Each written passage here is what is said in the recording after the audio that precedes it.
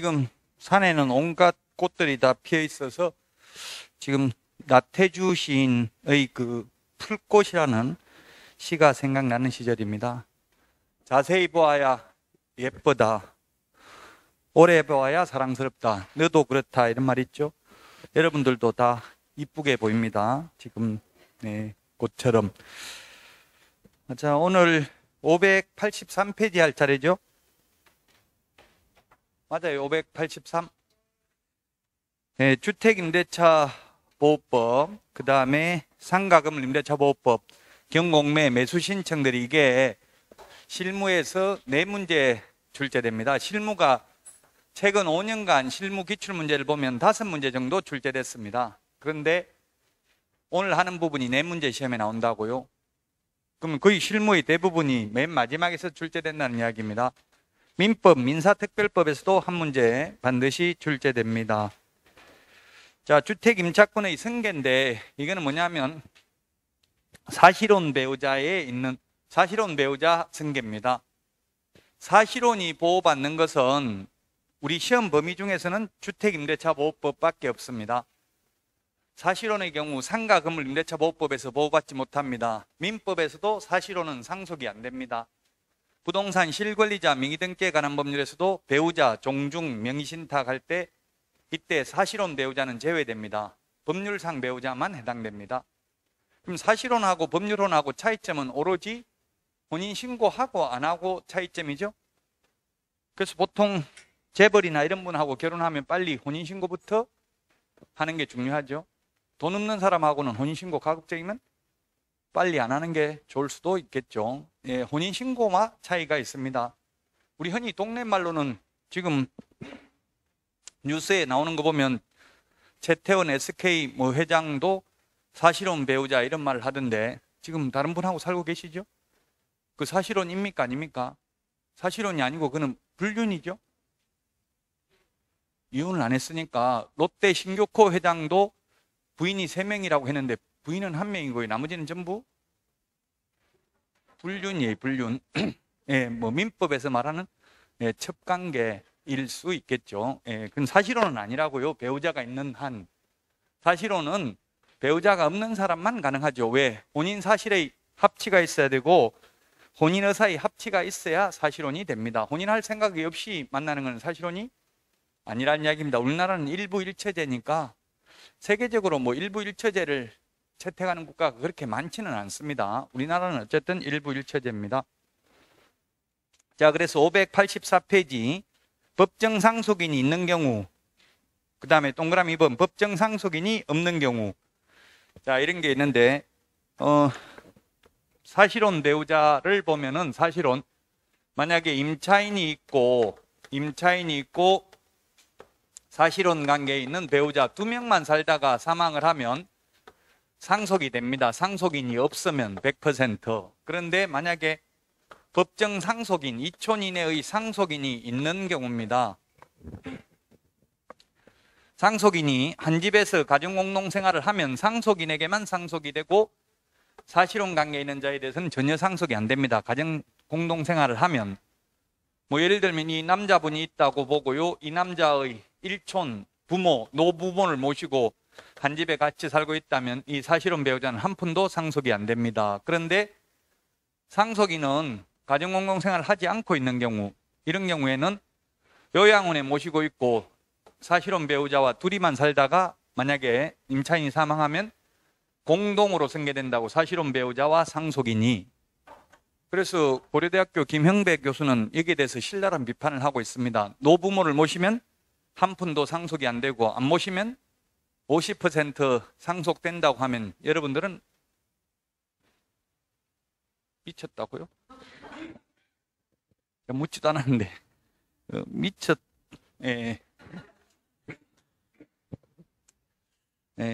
그래서 어떻게 하면 되겠어요? 만약에 이런 경우는 임차권을 양도하라고 하면 되겠죠.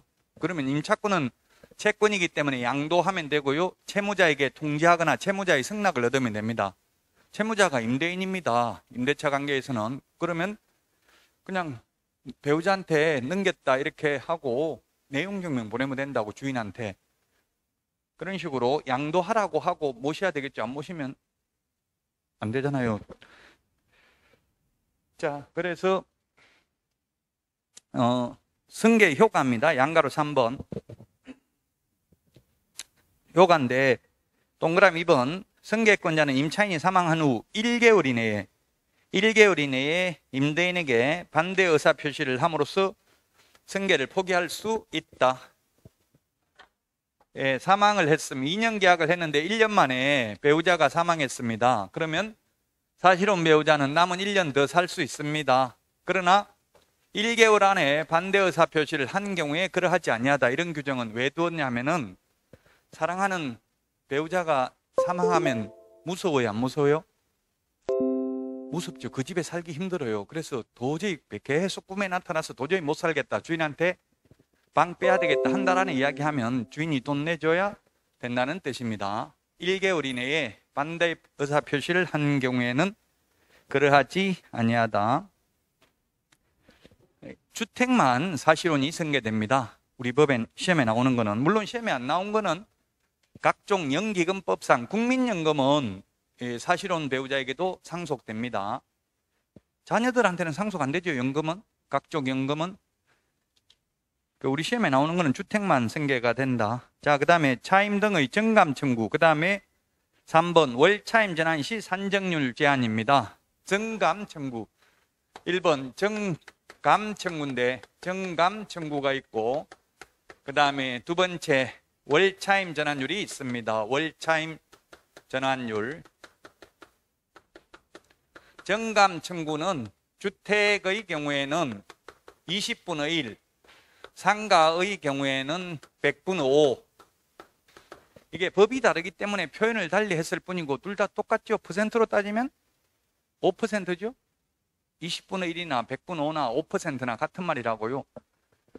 어쨌든 주택임대차보호법에는 20분의 1이라고 되어 있습니다. 최대 20분의 1. 상가는 100분의 5. 똑같다고. 둘 다 5%밖에 못 올린다고요. 정감 청구는 다만 이게 무조건 올릴 수 있는 게 아니라 경제사정 변동으로 인하여 차임 등이 상당하지 아니한 경우에 올릴 수 있죠. 자, 그 다음에 그 양가로 2번에 보면은 두 번째 줄에 시도 조례로 달리 정할 수가 있습니다. 시도 조례로 달리 정하더라도 최대한 5% 범위 내에서만 달리 정할 수 있는 거죠. 아직까지 시도 조례가 정해지지는 않았는데요. 앞으로 아마 서울이나 경기도 같은 경우는 뭐 3%, 4%로 제한할 수 있습니다. 최대 5% 범위 내에서 시도 조례로 달리 정할 수 있다. 자, 그래서 만약에 우리가 지금 2년 살 수 있고요. 2년 살고 나서 또 2년 끝나기 6개월 전부터 2개월 전까지 계약갱신 요구하면 2년 더 살 수 있습니다. 그럼 4년 총 살 수 있는데 이론적으로 보면 1년 지나면 5% 돌릴 수 있고 또 1년 지나가지고 이제 계약갱신 요구하면 정액된 금액에서 5% 돌릴 수 있고 또 1년 지나면 5% 올릴 수 있습니다. 한번 올리고 나면 1년 지나기 전에는 못 올리죠. 1년 지날 때마다 계속 5% 올릴 수 있는데 현실적으로는 거의 이때까지는 1년 지났을 때 올려달라고 한 사람은 거의 없었죠. 현실적으로. 근데 올릴 수는 있습니다. 이론적으로는 1년 지날 때마다. 자, 그 다음에 시험에 정감 청구는 5% 범위 내에서만 가능하다. X로 시험에 나왔어요. 감액은 상한선 없다고요. 정액 올리는 것만 5%고 감액은 상한선이 없습니다. 감액 청구는. 자, 그 다음에 월차임 전환율입니다. 전세를 월세로 돌리는 경우인데요. 월차임 전환율. 주택의 경우에는 주택하고 상가가 다르죠. 주택의 경우 1할 또는 기준금리 더하기 2%. 상가의 경우에는 1할 2푼. 1할 2푼이면 이게 12%입니다. 1할 2푼 또는 기준금리 곱하기 4.5배 중에서 낮은 비율을 초과할 수 없습니다. 낮은 비율, 높은 비율이 아니고. 지금 현재 기준금리는 0.5%입니다. 기준금리를 암기할 필요는 없죠. 이거는 3개월마다 한국은행에서 공시를 합니다. 기준금리는. 지금 현재는 0.5%입니다. 그러면 지금 현재 만약에 1억을 월세로 돌리려고 하면 뭡니까? 2.5%잖아요. 곱하기 2.5% 하면은 250만 원이고 250만 원 나누기 12개월 하면은 한 달에 20만 8천 원 정도 대략 이 계산기 가지고 계산해 봐야 되는데, 즉 이렇게 기준금 이런 식으로 바꾼 이유가 왜 바꾸냐면 우리가 은행 주택담보대출 금리도 거의 2.2% 정도 한답니다. 2.2%가 넘는답니다.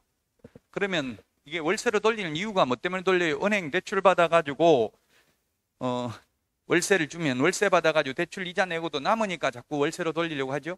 이제 별로 남는 게 없도록 만들었다고요. 월세로 돌려봐야. 물론 지금 실효적으로 현실적으로는 거의 뭐 4% 5% 된다고 하는데요.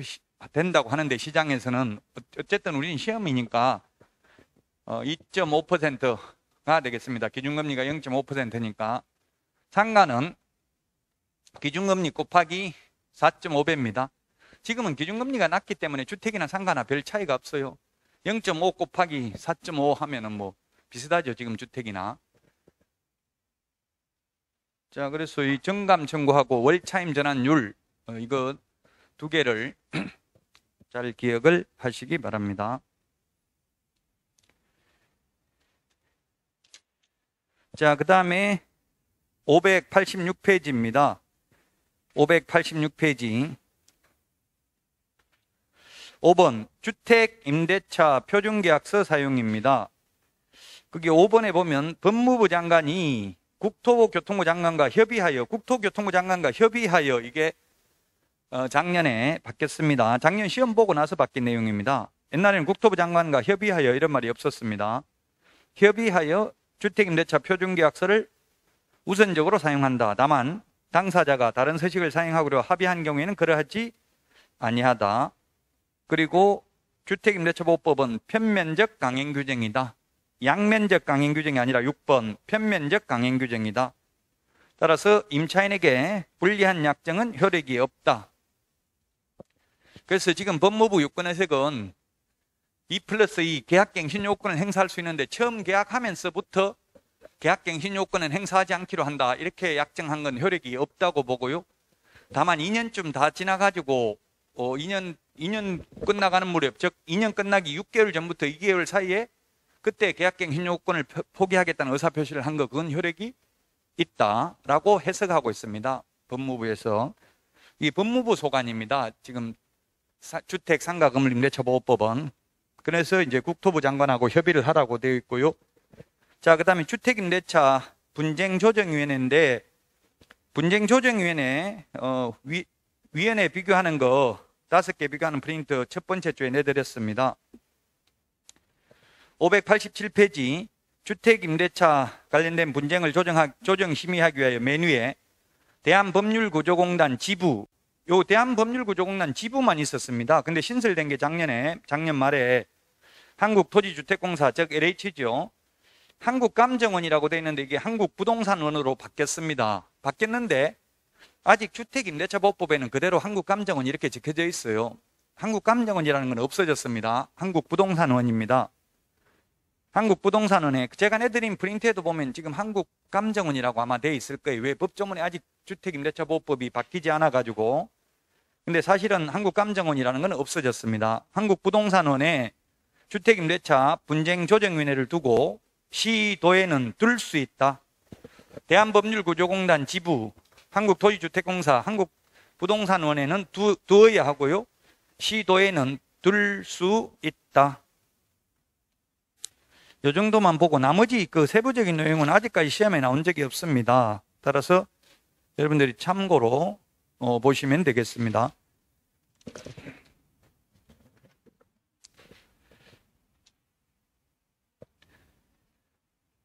처리기간, 그게 590페이지 동그라미 3번 처리기간을 보면 조정신청을 받은 날로부터 60일 이내 동그라미 기억 60일 이내고요. 근데 30일 범위 내에서 그 기간을 연장할 수 있다. 이런 숫자들을 아직 시험에 나온 적은 없는데 한번 참고로 보시면 되겠고요. 자, 이제 592페이지 상가 건물 임대차 보호법입니다. 주택임대차보호법은 1981년도 전두환 정부 때 탄생을 했고요. 상가 건물임대차보호법은 김대중 정부 때 2002년도에 탄생을 했습니다. 시대적 배경이 달랐다는 이야기입니다. 81년도에는 강력한 리더십이 있는 정부였죠. 박정희 전 대통령이 하다가 이제 이어받았기 때문에 그때는 강력한 리더십이 있었기 때문에 반대하기가 힘들었습니다. 정부에 사는 거 그때는 반대하면 가만두지 않았습니다. 그래서 모든 주택에 대해서 적용한다 하더라도 반발할 수가 없었습니다. 그런데 상가의 경우 모든 상가에 대해서 적용한다 이렇게 처음에 입법 예고를 하니까 뭐라고 이야기했냐면은 공산주의 국가냐 빨갱이냐 막 이런 식으로 비난을 해가지고 모든 상가에 못했다고요. 그래서 환산보증금이 일정 금액 이하의 상가만 적용을 하게 되었다고요. 소액 상가만. 그 금액이 지금은 뭐 9억이죠, 서울에서. 그 당시 처음에 제정됐을 때는 서울에서 3억이었습니다. 지금 9억인데요. 9억 초과하는 상가는 원칙적으로 상가건물임대차보호법 적용이 안 된다고요. 건물주들이 반발했다고요. 왜? 건물주들이 이게 만약에 모든 상가 다 적용해버리면은 은행에 대출 받기가 어려워지잖아요. 최우선 면제해줘야 되고 우선 면제해주고 이렇게 되면은 담보 가치가 떨어지기 때문에 일정 금액 이하의 상가만 적용하도록 제정이 되었었습니다. 자, 그래서 593페이지 그 적용되는 금액 서울은 9억, 그 다음에 과밀억제권역은 6억 9천. 과밀억제권역이 아닌데 부산은 과밀억제권역에 준하는 보호를 받습니다. 그 다음에 그 여러분들 프린터 내드렸었죠. 옛날에 그 주택 상가 비교하는 프린터. 이달에 처음 오신 분은 새로 받으시면 되고요. 이거 주택하고 상가 비교하는 프린터 내드렸습니다. 광역시는 5억 4천, 그 밖의 지역은 3억 7천 이하만 적용이 됩니다. 양가로 2번 차임의 환산보증금이라고 했는데 환산, 월세를 전세로 환산한다고요? 환산하는 방법은 월세 곱하기 100을 하는 게 환산보증금입니다. 월세다 곱하기 100을 하는 게 환산보증금이다. 자, 그 다음에 상가건물임대차보호법 일부 적용입니다. 594페이지. 594페이지. 거기에 박스 안에 있는 9가지가 있는데요. 이 9가지는 환산보증금이 9억을 초과하더라도 적용된다는 이야기입니다. 환산보증금이 원래 처음에 제정됐을 때는 9억 초과하면 전혀 적용이 안 되고 민법임대차가 적용됐었습니다. 2002년도에는. 근데 이게 개정이 돼가지고 최근에 개정이 되어서 지금은 모든 상가에 적용되는 거라고 이 박스에 있는 거 이거는 즉 9억을 초과하더라도 적용되는 거죠. 1번에 대항력이 있는데 이게 서울의 궁중족발 사건이라고 유명한 사건이 있었어요. 그 궁중족발, 족발집 임차인이 몇 억의 그 시설비를 들여가지고 공사를 다 끝냈는데 주인 받겠다고 나가라고 한 거예요. 주인 바뀌면 대항력이 없죠. 그래서 망치 가지고 막 주인을 죽이려고 해가지고 아마 살인죄로 구속되고 이렇게 했었을 거예요. 그 사건이 있고 나서 이제 대항력, 즉 집주인이 바뀌어도 안 나가도 된다고 이제 9억 초과해도 대항력이 있기 때문에 계속 계약 기간 동안 장사할 수 있다는 이야기죠. 9억 초과하더라도. 자, 그 다음에 계약갱신 요구. 최초 임대차 기간을 포함한 전체 임대차 기간이 10년을 초과하지 않는 범위 내에서 계약갱신 요구할 수 있는 거는 9억 초과해도 가능하다고요. 9억 초과하는 걸 처음에는 안 됐었어요. 처음에 안 되도록 하니까 건물주들이 전부 다 이게 악용을 한다는 이야기예요. 저기 상가 같은 거 장사 잘 된 데는 시설비만 몇 억이 들어간다고요. 몇 억 시설비 들어간 상태에서 건물주들이 자꾸 명의를 바꿔버리는 거예요. 다른 사람 이름으로, 동생 이름으로 명의 바꿔가지고 주인 바뀌었으니까 나가라 이런 식으로 해버리니까 세입자들이 엄청난 피해를 받아가지고 이제 세입자는 10년을 초과하지 않는 범위 내에서 9억을 초과하더라도 계약갱신요건을 행사할 수 있다. 주택의 경우에는 주인이 직접 산다고 세입자 내보낼 수 있지만 상가는 주인이 직접 장사한다고 세입자 내보낼 수 없죠. 그래서 10년을 초과하지 않는 범위 내에서 계약갱신요건 행사할 수 있는 거 이건 9억을 초과하더라도 적용이 된다. 자, 그 다음에 계약갱신의 특례입니다. 계약갱신 특례 이게 뭐냐 하면 이거는 5% 계약갱신되더라도 원래 5%밖에 못 올리는데 9억을 초과하는 경우에는 시세만큼 올릴 수 있다 이 뜻이에요. 이게 우리 주택도 2+2 2년에서 계약갱신 요구하면 또 5%밖에 못 올리죠. 그 상가도 원칙적으로 갱신할 때는 5%밖에 못 올리는데 단 환산보증금이 서울에서 9억을 초과하는 경우에는 시세만큼 올릴 수 있다고요. 갱신될 때마다. 그래서 이게 사실은 아무리 법이 이렇게 돼 있어도 주인이 괴롭히려고 마음먹으면 세입자가 버티기 어렵다는 이야기에 10년까지 계속 올리면서 하면 그 세입자는 계속 주인하고 소송하면서 장사하기가 쉽지 않죠. 9억을 초과하는 경우에는 5% 상한선 적용이 안 된다. 더 많이 올려도 된다. 시세만큼, 주변 시세만큼. 이 뜻이고요. 3번은. 그 다음에 4번. 임차인의 권리금의 정의, 권리금 회수기회보, 권리금 적용 제외. 이것도 적용된다. 이게 뭔 말이냐면은 4번은 권리금 회수기회 보장은 9억을 초과하는 경우에도 권리금 회수기회 보장해줘야 된다.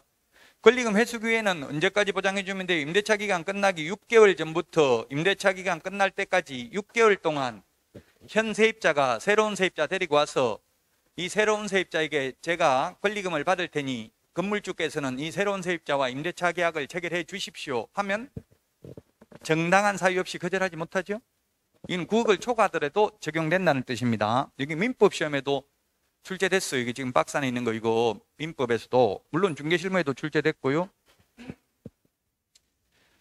4번 이런 건 중요하고요. 그 다음에 5번 표준 권리금 계약서 사용을 권장할 수 있다. 표준 권리금 계약서는 그 밑 뒤에 보니까 국토교통부 장관은 법무부 장관과 협의를 거쳐. 요건 국토부 장관이 법무부 장관과 협의를 거칩니다. 사용을 권장할 수 있는 거. 이건 9억을 초과하더라도 적용이 되고요. 6번 이런 거는 시험에 잘 안 나오고. 그 다음에 7번 상가 건물 임대차 표준계약서입니다. 상가 건물 임대차 표준계약서는 법무부 장관은 국토부 장관과 협의를 거쳐. 이거 주의를 해야 됩니다. 상가 건물 임대차 표준계약서는 법무부 장관입니다. 권리금 표준 권리금 계약서는 국토부 장관이죠. 주어가. 주어를 잘 보시라고요. 누가 주어인지. 상가 주택임대차보호법은 주무부서가 법무부라고요. 그래서 법무부 장관인데 권리금 관련된 거는 주무부서가 국토부라고요. 권리금 표준 권리금 계약서는 국토부 장관이 법무부 장관과 협의를 거쳐 사용을 권장할 수 있다. 자, 그 다음에 8번 3기의 차임액을 연체했을 때 해지할 수 있는 것. 이건 9억을 초과하는 경우에도 마찬가지다. 3기의 차임액에 이르도록 연체한 경우. 이 말은 한 달 월세가 100만 원이면 300만 원이 연체된 적이 과거에 있었다면 계약 갱신 요구를 거절할 수 있습니다. 뭐 어떤 분이 인터넷에 이런 거 묻더라고요. 3개월 그 3개의 차임액을 연체했는데 이제 계약 해지하려고 하니까 다 입금시켰는데 그래도 해지 가능한지요? 물었는데 법무부서는 가능하다고 보고 있어요. 과거에 했던 경력이 있으면 지금 현재 꼭 연체하고 있어야 되는 게 아니라 연체한 경력이 있었다면 계약갱신 요구를 거절할 수 있다. 그 만약 10년간 장사하려면 꼬박꼬박 월세는 내야 되겠죠? 월세도 안 내면서 10년간 장사하겠다. 이건 안 된다고요. 주택은 2기죠. 2기의 차임액을 연체한 적이 한 번이라도 있었다면 계약갱신 요구를 거절할 수 있다. 자, 그 다음에 9번 9개월 한시법이라고 되어 있는데요. 9개월 한시법이 뭐냐 하면 계약갱신 요구 등에 관한 임시특례인데 임차인이 이 법 시행일부터 9개월, 6개월까지 동안 연체한 차임액은 법제 10조 1항 1호 이런 연체 차임으로 보지 않는다. 이 말이 무슨 말이냐면 이게 작년 2020년 9월 29일 날 공포가 됐는데요. 작년 9월 29일부터 6개월간 연체한 차임은 3기의 차임액을 연체한 것으로 보지 않습니다. 우리 암기 프린터 30번 맨 밑에 있나요? 2기가 4개, 3기 연체가 3개, 30번 프린트 보세요. 맨 밑에 있어요? 있습니까? 30번 맞아요? 네, 30번 맨 밑에 그 3기의 차임액 연체하는 거 그 3가지 있죠?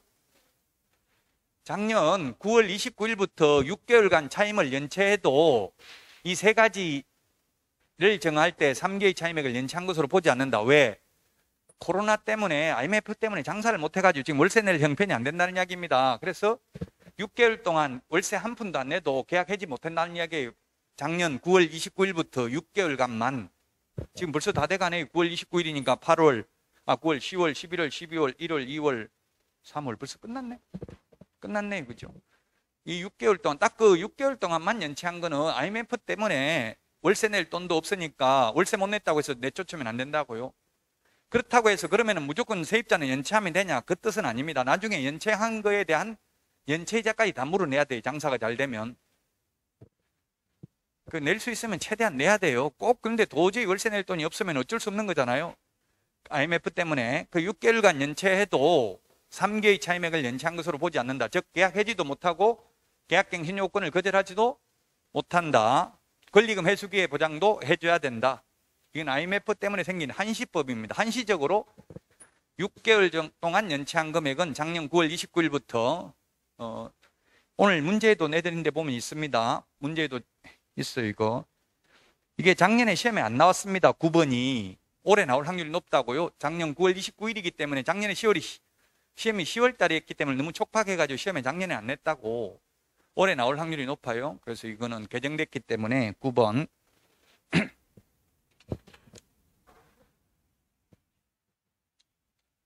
자, 그래서 조금 전에 했던 걸 즉 9억을 초과하더라도 적용되는 것 표준 영덕 대게를 먹으라고 권했다. 임시도 하나 넣을까? 임시 표준 대게. 임시 표준 대게를 먹으라고 권했다. 이렇게 암기를 해보도록 하겠습니다. 이는 임시라는 것은 뭐냐면 임시 특례 규정입니다. 작년 9월 29일부터 6개월간 연체한 차임은 3개의 차임액을 연체한 것으로 보지 않는다. 그게 포함시키지 않는다고. 요거 빼고. 그래서 그런 거 많이 올라와 있더라고. 영상 보니까 8개월간 연체해도 세입자 내쫓을 수 없다. 무슨 이런 더러운 법이 있냐. 막 이런 식으로 그 유튜브 채널 이런 데 보니까 그런 게 많이 올라와 있더라고요. 최대 8개월간 연체해도 못 내쫓죠? 2개월 연체한 상태에서 또 이 9월 29일부터 6개월간 연체해도 총 8개월 연체해도 못 내쫓는다고요. 극단적인 경우. 그렇다고 해서 무조건 세입자한테 물론 유리하긴 하지만 무조건 유리한 건 아니에요. 아까도 말했지만 연체하면 연체이자까지 나중에 다 토해내야 된다고 또 낼 수 있으면 최대한 월세는 내야 돼요. 표준이 아까 표준 2개 있었잖아요. 표준 권리금 계약서, 그 다음에 상가금을 임대차 표준 계약서. 표준 권리금 계약서는 국토부 장관, 상가금을 임대차 표준 계약서는 법무부 장관이 주어라고 했습니다. 그 주어를 잘 봐야 돼요. 법무부 장관이 국토부 장관과 협의하여 사용을 권장할 수 있다. 그 다음에 대가 뭡니까? 대항력, 계약갱신 요구권, 권리금 회수기의 보장, 해가 해지, 3개의 차임액을 연체했을 때 해지하는 거. 이건 환산보증금이 9억을 초과하더라도 적용되는 것입니다. 제가 아까 시대적 배경을 말씀드렸어요. 주택은 전두환 정부 때 그때는 무조건 모든 주택 다 적용한다. 이것도 사실은 학자들은 엄청나게 비판을 했어요. 그러면 주택임대차보호법 이렇게 만들 바에는 민법, 물권법 있을 필요 뭐 있냐. 물권은 순서에 따라 배당을 해주잖아요. 근데 채권인 주택임차권이 들어가지고 최우선 면제 받는 게 말이 되냐. 서울법대 교수가 공청회 할 때 이런 말을 했었어요. 1981년도에. 그렇게 했다가 저 설악산 용화장성에 가서 그냥 추락사 당했어요. 그 자기가 등산 가서 죽은 걸로 뉴스에 나왔다고요. 나중에 의문사 진상조사위원회에서 국가가 뭐 중앙정보부인가 이런 데서 끌고 가서 이름이 하도 많이 바뀌어서 안기부인가 뭐 중앙정보부 이런 거 있었잖아요. 죽였다고 나온 적이 있었어요. 어쨌든 그 당시는 그래서 강압적으로 했기 때문에 아무도 반발을 못 했다고요. 모든 주택에 대해서 적용을 해도. 근데 상가는 모든 상가에 대해서 적용을 못 했다고요. 그러나 이 6개, 7개네 여기에. 우리 책에는 9개 적어놨지만 이 권리금과 관련된 걸 여러 개 세분화해놔서 9개예요. 이 7개는 환산보증금이 9억을 초과하더라도 적용된다. 자, 그 다음에 594페이지 그 밖의 적용 대상. 미등기 전세. 우리 흔히 말하는 전세라는 것들은 전부 다 말로만 전세지 채권적 전세, 임대차나 똑같은 거잖아요. 등기를 안 하기 때문에 전세권 설정 등기 안 했기 때문에 동네 말로 전세라는 것도 다 적용되고요. 양가로 2번 법인에게 적용된다. 우리 주택은 원칙적으로 주택은 법인에게는 적용이 안 되죠. 예외적으로 LH, 한국토지주택공사, 지방공사 뭐 안산 도시개발공사 이런 것도 있더라고. 안산도 보니까 이번에 3기 신도시에 안산 장상지구도 있죠. 예, 거기도 안산 도시개발공사에서 참여하더라고. LH하고 이렇게 같이. 이런 그 지방공사 이런 경우도 주택임대차보호법 적용이 됩니다. 중소기업도 적용되고 대기업은 적용 안 되죠. 상가는 대기업도 적용된다고요. 법인 적용이 됩니다. 사업자 등록의 대상이 되는 경우 상가 건물임대차보호법 적용받으려면 사업자 등록은 해야 되죠. 자, 양가로 3번 일시 사용을 위한 임대차. 일시 사용을 위한 임대차는 주택이나 상가 모두 적용되지 않습니다. 며칠 전에 어디 어왕에 재래시장에 갔더니만 플랜카드에 깔세에서 산 물건은 우리 시장에서는 책임지지 않는다. 도깨비 시장인가? 어왕에 도깨비 시장이라고 있더라고. 어왕역 있는데 거기를 갔더니만 그런 거 플랜카드 그려놨더라고요. 그게 뭐예요? 깔세 눈물의 폐업 처리 이렇게 해가지고 한 3개월 동안만 장사하다 없어지는 경우 있죠. 그런 게 일시 사용을 위한 임대차라고요. 또 주택할 때 말씀드렸잖아요. 모텔에 숙박 계약을 하는 것도 일시 사용을 위한 임대차이지만 그건 주택임대차보호법, 상가건물임대차보호법 적용되지 않는다. 이게 8년 연속 출제됐습니다. 이 지문이 일시 사용을 위한 임대차임이 명백한 경우에는 적용되지 않는다는 말이. 자, 그 다음에 임대차 기간, 최단기 존속 기간입니다. 지난주에도 말씀드렸는데 상가는 1년, 주택은 2년, 그 다음에 농지는 3년, 농지 단연생 식물재배지는 5년이었죠. 그 다음에 민법 임대차에 대해서도 우리 중개실무 시험에 출제됐었습니다. 과거에. 민법 임대차는 최단기, 최장기 모두 없죠. 옛날에 최장기가 20년 있었는데 민법이 개정됐습니다. 헌법에 위반된다 해서 바뀌었는데 이제 최장기는 없고요. 최단기는 없죠. 민법. 최단기, 최장기 모두 없습니다. 옛날에 최장기 20년 있었는데 삭제됐고요. 민법. 그 다음에 민법의 전세권은 건물전세권 최단기 1년, 최장기 10년. 그 다음에 민법 지상권 최장기 없고 최단기는 경관 건물 30년, 목조 건물 15년, 공작물 5년. 이게 5개 비교를 해야 됩니다. 그러나 이게 편면적 강행 규정이기 때문에 임차인은 1년 미만의 유효함을 주장할 수 있죠. 임차인은 6개월 계약했으면 6개월을 주장할 수 있습니다. 양가로 3번 차임연체와 계약 해지입니다. 차임연체액이 3개의 차임액에 달한 때에는 임대인은 그 계약을 해지할 수 있다. 3개의 차임액 앞에서 말씀을 드렸고요. 596페이지 계약갱신요구권입니다. 양가로 1번 맨 위에 줄에 계약기간 만료되기 6개월 전부터 1개월 전까지 밑줄 치세요. 주택은 2개월 전까지였죠? 주택은 2개월 전까지인데 상가는 1개월 전까지 갱신 요구를 할 경우 정당한 사유 없이 거절하지 못합니다.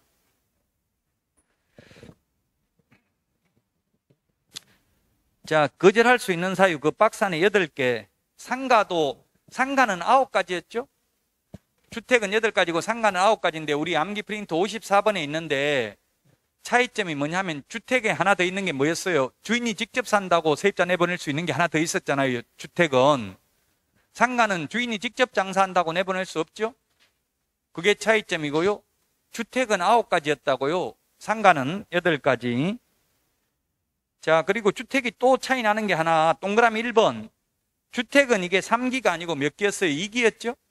주택은 2기, 상가는 3기의 차임액에 달하도록 차임을 연체한 사실이 있는 경우, 그 다음에 거짓 부정한 방법으로 임차한 경우, 그 다음에 서로 합의하여, 3번 서로 합의하여 밑줄 치세요.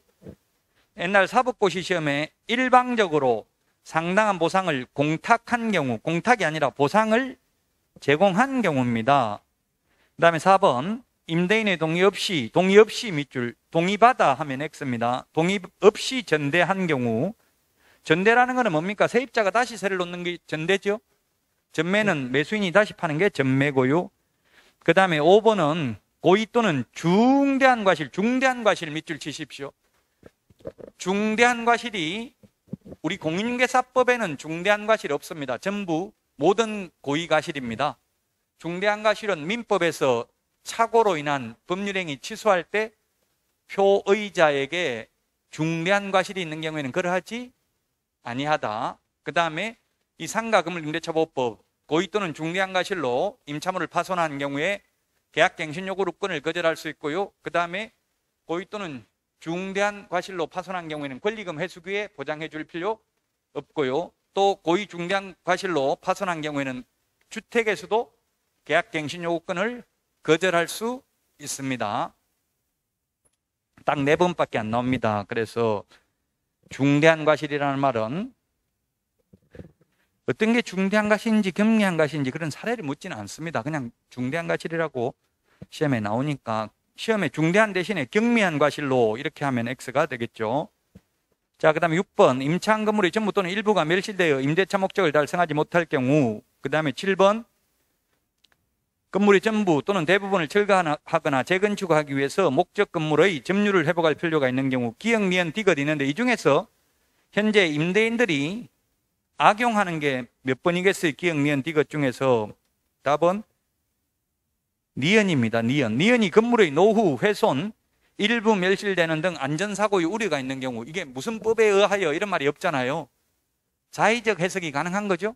얼마나 노후되어야 하는지, 얼마나 훼손돼야 되는지, 얼마나 안전사고와 우려가 있어야 되는지 이게 다툼의 여지가 있다는 이야기입니다. 이건 소송해봐야 됩니다. 만약 이걸로 다투려면은. 나머지 기역, 디귿은 뭐 도시 및 주거환경정비법에 의해서 재개발, 재건축되는 경우 이런 경우는 뭐 명백하니까 당연히 거절할 수 있을 것이고요. 8번도 이거는 변호사들 먹고 살도록 해놓은 거죠. 그 밖에 기타 등등은 소송해봐야 알 수 있는 내용들입니다.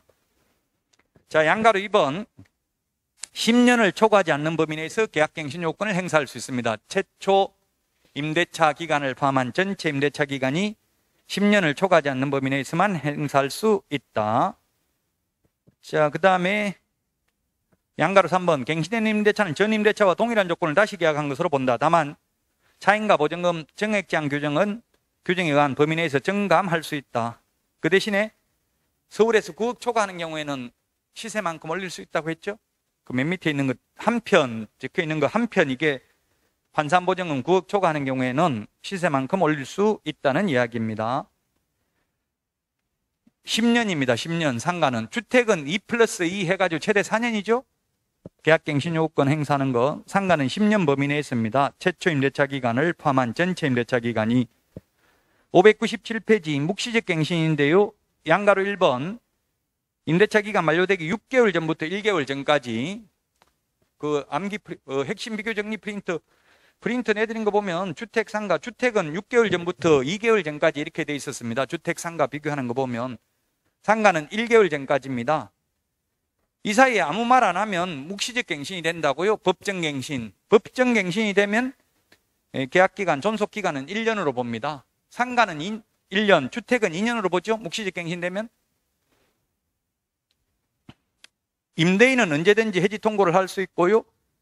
임대인이 통고를 받은 날로부터 임차인이 언제든지 해지 통고할 수 있고 묵시적 갱신되면 통고를 받은 날로부터 3개월이 지나면 효력이 발생합니다. 그 다음에 양가로 2번 임대인이 임대차 기간 만료 6개월 전부터 1개월 이내에 갱신 거절의 통지나 조건 변경을 통지를 하더라도 임차인이 이 기간 내에 계약갱신 요건을 행사할 경우 거절 사유가 없는 한 임대인은 임차인의 계약갱신 요건에 대항하지 못한다.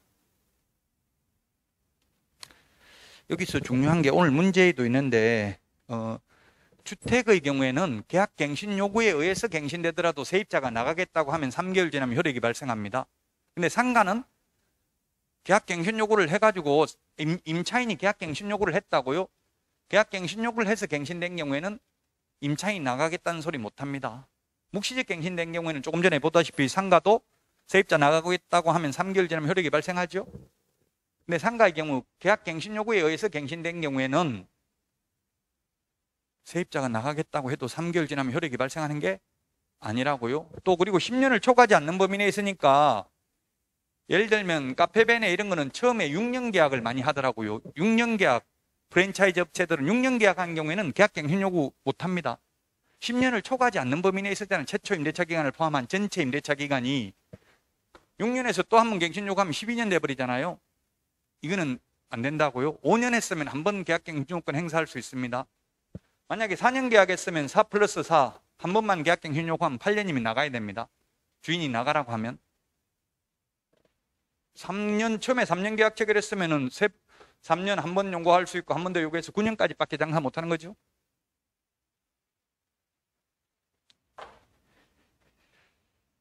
지금은 몰라서 힘들 수 있지만 나중에 되면 민법에서도 하고 중개실무에서도 하고 너무 많이 해서 괴로워요. 잘 참아야 돼요. 그래도 괴로워도 그때 잘 참아야 돼. 다 아는 걸 해도 참아야 된다고요. 모르는 거 할 때 참는 거는 쉽죠. 다 알아도 모르는 척하고 처음 듣는 것처럼 하고 신기하게 듣고 있어야 돼요. 그래야 합격할 수 있습니다. 자, 경매로 인한 임차권 소멸입니다. 임차권은 경매 넘어가면 원칙적으로 소멸합니다. 다만 대항력 있는 임차권은 그러하지 아니한데 즉 경매에서 다시 요거는 오늘 다시 합니다. 자, 그 다음에 대항력입니다. 대항력 598페이지 대항력. 주택의 경우에는 대항력이 이사하고 전입신고하면 다음날 대항력이 생기는데 상가의 경우에는 상가를 인도받고 사업자 등록을 신청하면 그 다음날 대항력이 생깁니다. 사업자 등록을 신청해야 됩니다. 부가가치세법, 법인세법, 소득세법에 의해서 사업자 등록을 신청해야 됩니다. 자, 그 다음에 우선 면제인데 대항력에다가 확정일자를 받으면 후순위보다 전액을 우선 면제 받을 수 있습니다. 그 601페이지 우선 면제권의 승계 양가로 3번 이거는 박근혜 정부 때 생긴 내용인데요. 이게 뭐냐 하면 세입자들 쉽게 대출을 받을 수 있도록 하기 위해서 금융기관이 세입자에게 대출을 해주고 우선 면제권을 승계받을 수 있다고요. 금융기관이 대신 우선 면제 받아갈 수 있다는 이야기입니다. 시험에 나온 적은 없습니다. 이렇게 해야만 세입자들이 낮은 금리로 쉽게 대출을 받을 수 있겠죠. 우선 면제권을 승계한다고 금융기관이 대신 우선 면제 받아갈 수 있다는 이야기입니다. 그래야만 낮은 금리로 대출을 받을 수 있잖아요. 자, 602페이지 최우선 면제입니다. 최우선 면제. 최우선 면제 받는 금액은 603페이지 그 서울특별시에서 환산보증금 6,500만 원 이하인 경우 2,200만 원까지 이렇게 최우선 면제 받을 수 있고요. 그 밑에 동그라미 2번에 기억해 보면 주택이든 상가든 모두 그 매각대금의 2분의 1 범위 내에서만 최우선 면제 받을 수 있습니다. 최우선 면제 받는 거 조금 이따 다시 한번 보고요. 그 다음에 604페이지 그 소액사건 심판법 준용 이거는 뭐 시험에 나온 적은 없습니다. 3천만 원이 소액사건인데요. 소액사건인 경우 빨리 재판한다는 뜻이고요. 시험에 나온 적 없고 605페이지 임차권 등기 명령. 임차권 등기 명령은 계약기간이 끝나도 주인이 돈을 돌려주지 않는 경우에만 명령에 의한 등기를 할 수 있고요. 등기를 하게 되면 대항력과 우선 면제권을 취득하게 되고 이미 취득하고 있는 사람은 존속하게 되죠. 그 다음에 돈 돌려받는 것과 임차권 등기 말소해 주는 것은 동시행이 아니라 선이행입니다. 주인이 돈부터 돌려주고 등기를 말소해 달라고 해야 됩니다. 주택이나 상가나 똑같다고요.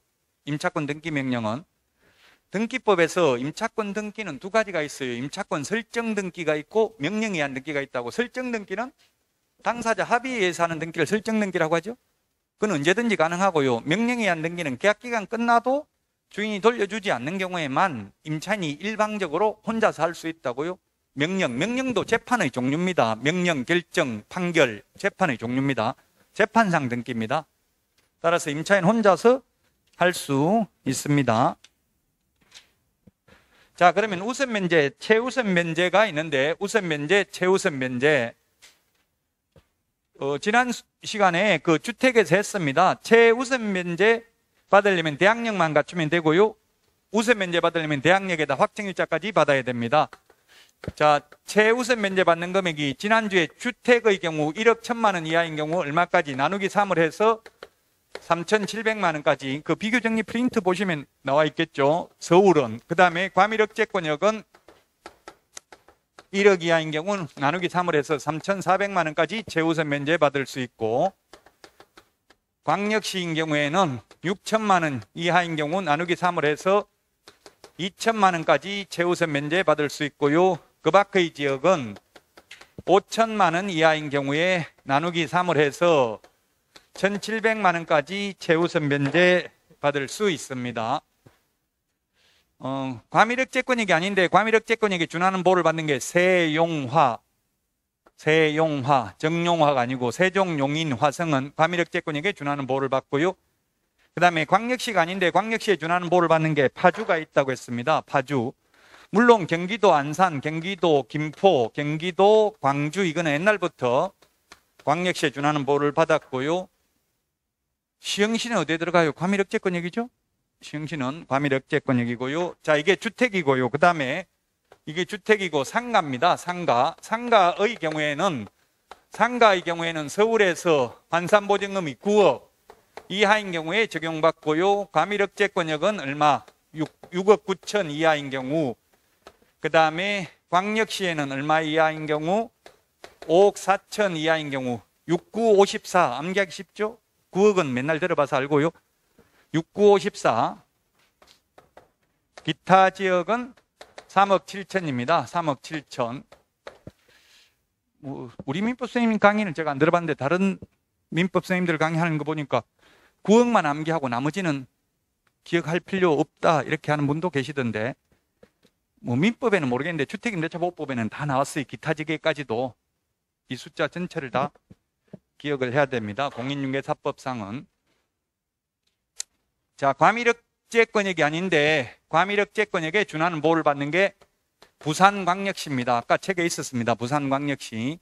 그 다음에 광역시가 아닌데 광역시에 준하는 보호를 받는 게 세종, 파주, 화성입니다.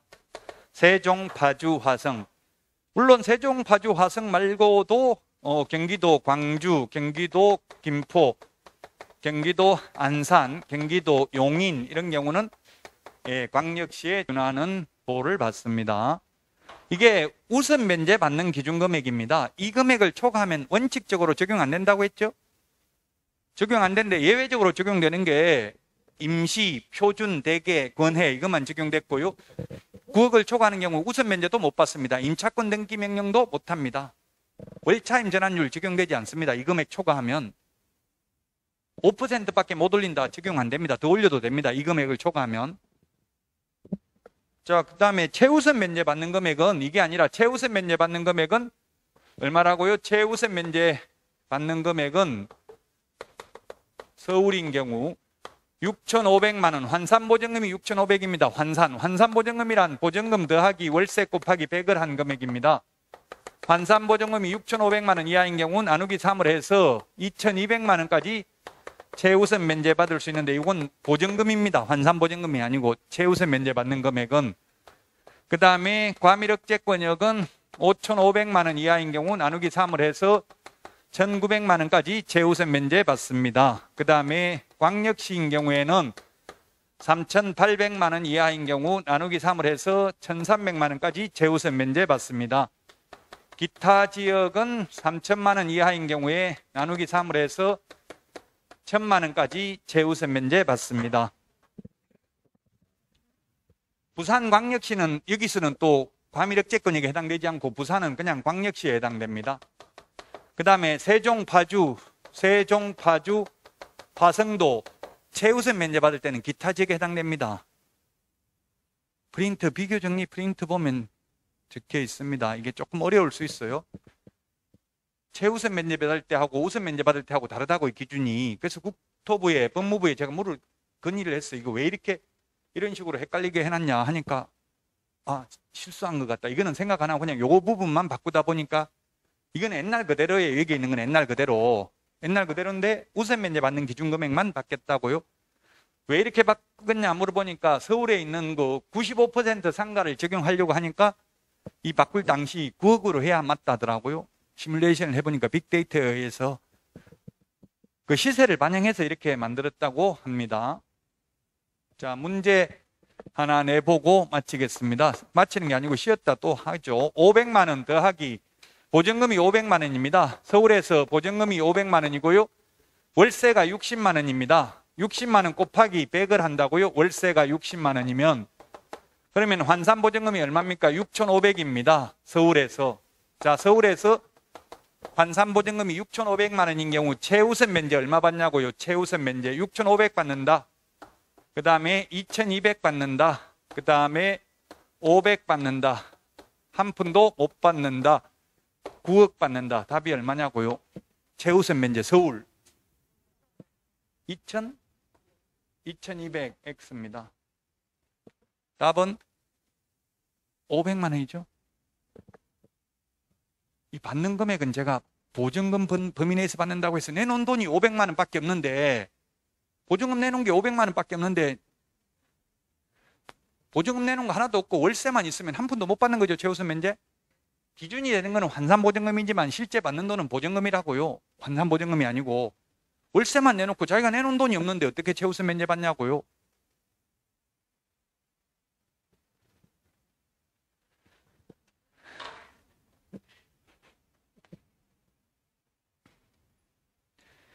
자, 여기까지 하고 권리금, 이게 권리금 부분이 2015년부터 신설됐는데요. 권리금부터 쉬었다가 하도록 하겠습니다.